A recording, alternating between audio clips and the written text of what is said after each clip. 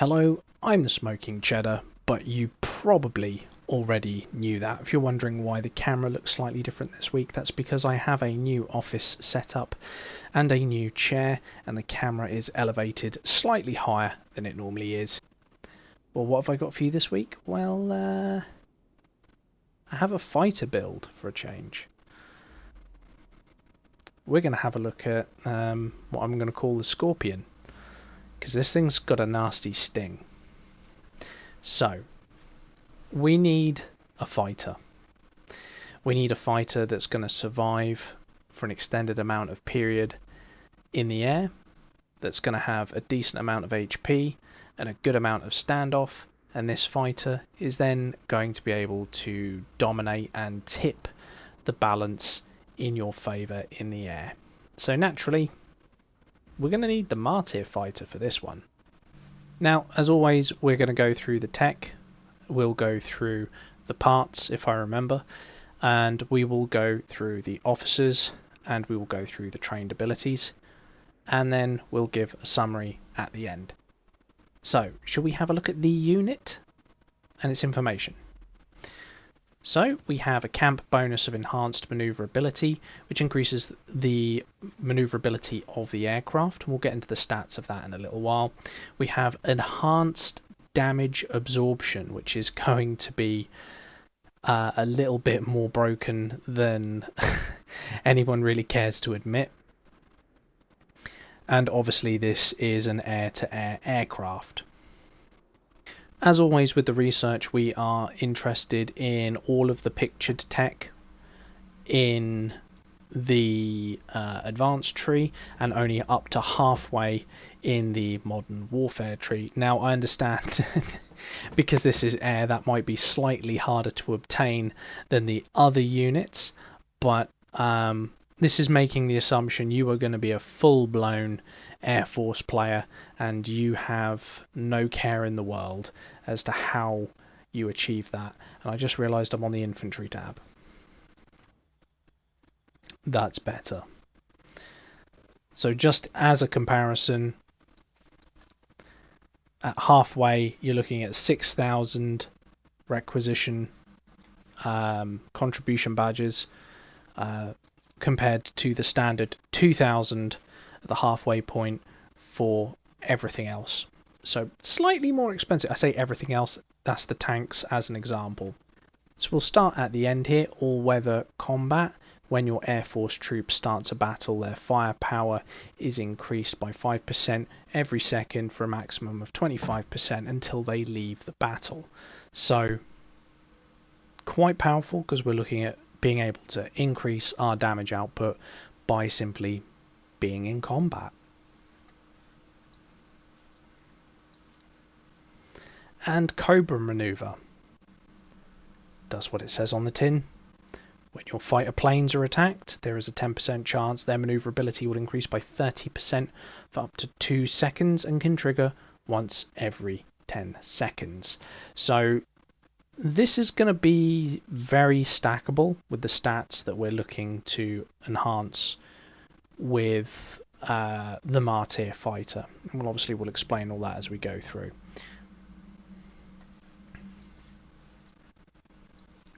We are going to want to max out AA firepower. We're going to want to max out the fighter plane HP. We're going to want to max out the damage intensity. We're going to want to max out the plane's maneuverability. And the troop speed, not really necessary, but it'll be nice. Moving on to modern, we have here stealth fighters.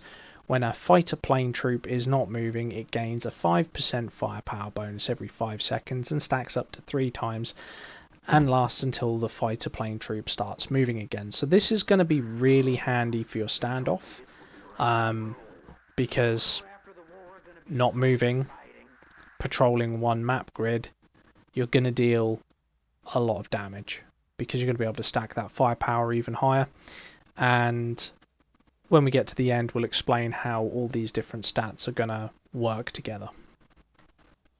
Fighter planes are a bit of an iffy one.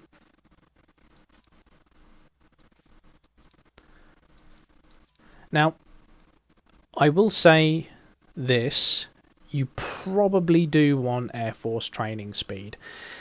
One of the big things that will tip the scale of any battle in the air is the ability to retrain your fighters and bombers faster in order for you to get more air power out and deal more damage to your opponent. So this shouldn't be ignored by any stretch of the imagination.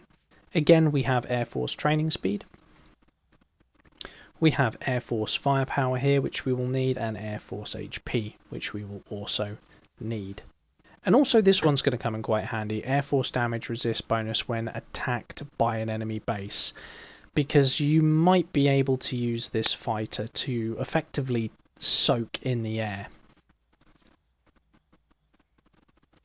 And Air Force damage resistance bonuses when being attacked by fighter planes. Again, this is going to be incredibly useful for you. Okay, for the captain, we're going to want the Witcher. Now, as always, we'll go through the skills and then we'll go through the train skills and we'll explain why we're using them. So first and foremost, we really need this tactical skill because it gives us a shield coefficient of up to 1000. It also gives us a maneuverability and stability buff of 40%. We're not really interested in the stability, we are purely interested in the maneuverability. So this is what maneuverability does. The ease of controlling an aeroplane when attacked by an enemy fighter plane, this stat will affect the enemy's firing accuracy. So we're looking at basically a chance to dodge the enemy's attack. So this is why it's quite important. We've got a very high maneuverability stat through the natural stat of the aircraft. We also have a very high maneuverability stat through the buffs that we can train in throughout the advanced and modern tech trees. Quite important. We also have a damage resistance buff, an HP increase, which is also again pretty important when you're having a long drawn out engagement. You want to have more HP than your opponent. And we get another maneuverability buff of an additional 20%. Once she is awakened, this officer's troop dodges an attack. It increases the damage resistance by 2% for 4 seconds and can stack up to 10 times. That's pretty good. But what we're quite interested in here is when we dodge an attack. We see we get a damage resistance increase. So with our damage resistances, it's only a matter of time before the enemy aren't able to score as many kills as we can score on them through the high amounts of firepower that we've managed to accumulate.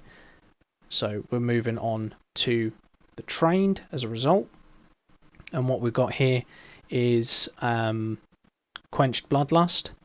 And this gives us a 30% chance to recover HP after killing an enemy unit of up to 250 healing coefficiency. So this is a pretty good skill to have, especially if you're relying very heavily on a defensive strategy in order to win each engagement. So typically someone who plays an interceptor like myself, we're looking to deal as much damage in that initial engagement as possible in order to give us the firepower and HP advantage in order to continue to win the battle. What we're doing is the polar opposite with this build, and as you can see here, when we do score a kill,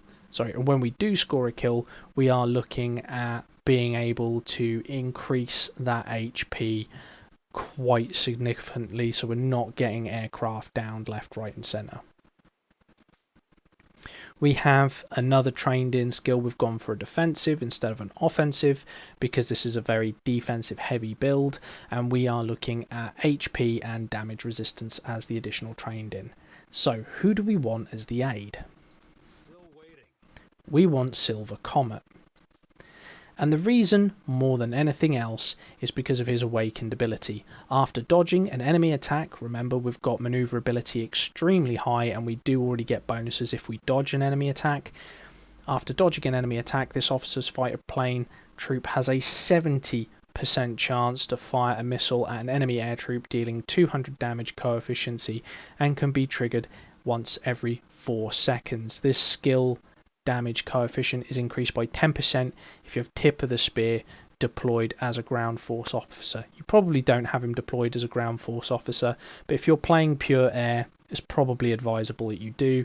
Even though this is only going to give you an additional 20 coefficiency, it's nothing to really write home about. But that 200 coefficiency is probably enough to down an enemy plane, just one enemy plane in their squadron, at which point you're going to heal yourself. So you see where this is coming in. We're using a very high level of maneuverability to make the enemy miss and increase our chances to dodge, and then we're capitalizing on that very heavily with basically free kill shots. His tactical skill, we have a maneuverability and damage intensity increase, so we're looking at being able to use what firepower and normal attacks we have to overcome their defenses, and we are increasing our maneuverability even further. We've got an intercept buff, but we don't really need it. It is kind of wasted on this build. We gain additional firepower for every successful dodge, up to 35%, so that's pretty good. And last but not least, we do get a base strike critical strike rating increase to 10%. So you could go for the whole crit build idea with this one, but I wouldn't really bother. I think the 10% crit chance with an aircraft is more than enough. It's more than enough for this build. So naturally, our first skill we're going to be training in is HP, because again, we don't want to die. And we're going to go with a balanced buff, which is going to give us a HP and firepower increase. Slot 1, you don't have any options to choose from like you do with the Martyr tank, so you have a firing accuracy and firepower upgrade. In slot 2, we have an intercept and firing accuracy upgrade.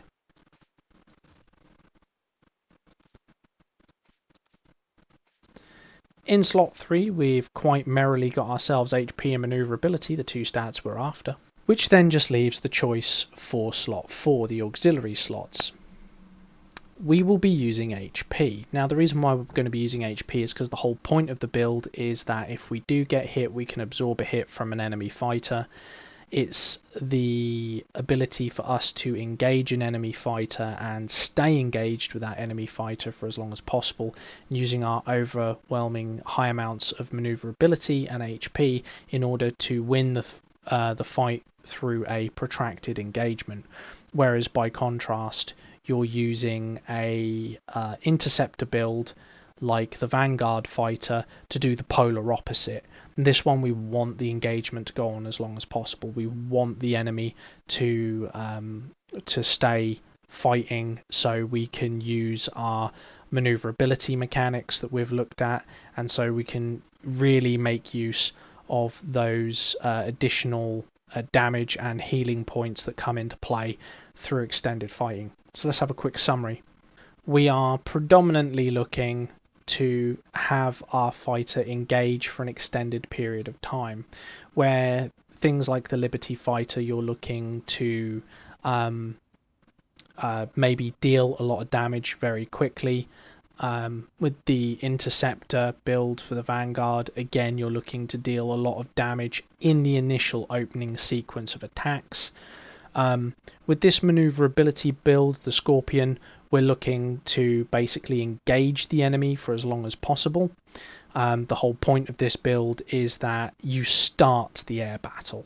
So if there's 3 fighters going at 3 fighters, you want to be the first one through the door. You've got the highest amount of HP, you've got the most survivability, you've got a shield, you've got all of the lovely things that are going to be able to keep you alive for an extended period of time.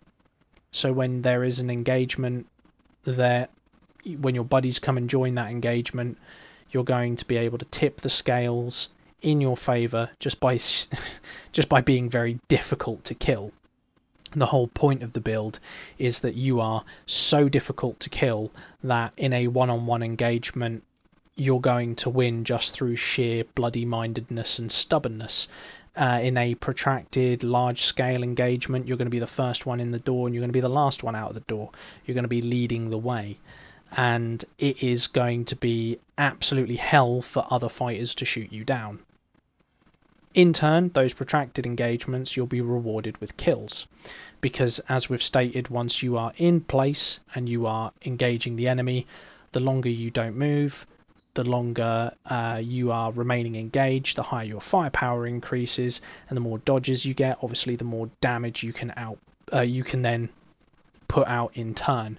So this is working quite heavily off the maneuverability stat. We're backing it up with the HP, and we're throwing in the firepower just underneath that, so we can get just a little bit of damage out. Is this going to be the best fighter in the world? No, but it's pretty close to it. I'd say out of the fighter builds that I've come up with over the years for people, this is probably either number 1 or number 2. It's pretty close to being the best build. I mean, you could do a few things to this to make it more deadly. For example, we've trained a lot in defensives because we want that engage to go on as long as possible. You could flip it on its head and you could train firepower, and in the auxiliary slots you could put firepower. This might have the added benefit of you being able to shoot down enemy aircraft a little bit faster, but obviously the durability is lost. And the whole point of this specific build is that we are the first one in a large scale air battle to engage. We're the first fighter that gets shot at, and we're the last fighter to be shot at. This is so we can stay in the air the longest. The interceptors can then scramble, they can get in, and the Liberty dogfighters can come in shortly after and do what they need to do with high levels of firepower. So that's the build I have for you this week. It's a little bit interesting, it's a little bit different. I'd also like to extend a personal thanks to Nathan. He's in my Discord. He spotted a mistake in the last video that I actually let slip through. That was my bad. I wasn't actually paying attention to what I was telling you, and he managed to spot it, and I will rectify that now. You'll have to forgive that I don't actually have the 7.1 infantry anymore that I was using. But what is important is that I said here specifically, I said the secondary weapon, the M1 grenade, is a smoke grenade, and that's the runtime off of it. That is not the case. When you get to 7.0 and above with your training for your infantry, there is a modify. In the modify tab, there is a modify that you can change, and it gives you your grenade, your smoke grenade time and your smoke grenade information in there.